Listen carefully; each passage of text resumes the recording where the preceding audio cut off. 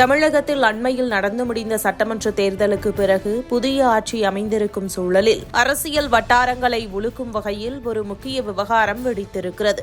மாநிலத்தின் சிறுபான்மையினர் நலத்துறை அமைச்சரும் இந்தியன் யூனியன் முஸ்லீம் லீக் கட்சியின் பாபநாசம் தொகுதி சட்டமன்ற உறுப்பினருமான எம்.ஏ. ஷாஜகான் அவர்களின் செயல்பாடுகள் மற்றும் அவருடைய தனிப்பட்ட தொடர்புகள் குறித்து மத்திய மற்றும் மாநில உளவுத்துறையினர் தங்களது தீவிர கண்காணிப்பை தொடங்கியுள்ளதாக தகவல்கள் வெளியாகியுள்ளன.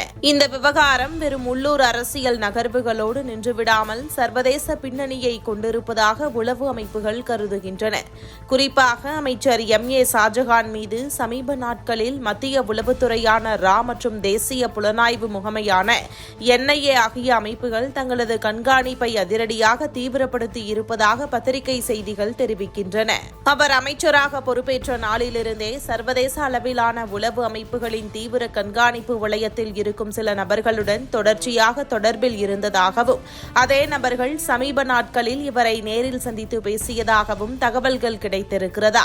அந்த உளவுத்துறை குறிப்பில் இடம்பெற்றுள்ள விவரங்களின்படி இலங்கையில் நடைபெற்ற பயங்கரவாத ஈஸ்டர் குண்டுவெடிப்பு சம்பவத்தில் குற்றவாளியாக பெயர் சேர்க்கப்பட்டு பின்னர் அங்கு ஏற்பட்ட ஆட்சி மாற்றத்திற்கு பிறகு விடுவிக்கப்பட்ட இலங்கையின் முன்னாள் அமைச்சர் ரிசாத் பக்யுதீனுடன் இணைந்து சென்னை எக்மோரில் உள்ள ஒரு தனியார் ஹோட்டலில் சர்வதேச கண்காணிப்பில் இருக்கும் சில நபர்களை அமைச்சர் எம்.ஏ. ஷாஜகான் ரகசியமாக சந்தித்து பேசியதாக குறிப்பிடப்பட்டுள்ளது. குறிப்பாக இலங்கையைச் சேர்ந்த சர்ச்சைக்குரிய அரசியல்வாதியான MLAM இஸ்புல்லாக் மற்றும் ஸ்ரீலங்கா முஸ்லிம் காங்கிரஸ் கட்சியின் தலைவர் ரவூஃப் ஹக்கீம் ஆகியோரும் இந்த விவகார பின்னணியில் இருக்கும் சூழலில் அமைச்சர் A.M. ஷாஜகான் கலந்து கொண்ட இத்தகைய சந்திப்புகள் இந்தியாவின் தேசிய பாதுகாப்பு மற்றும் அயல்நாட்டு தொடர்புகள் சம்பந்தப்பட்ட மிக முக்கியமான விவகாரமாக பார்க்கப்படுகிறது.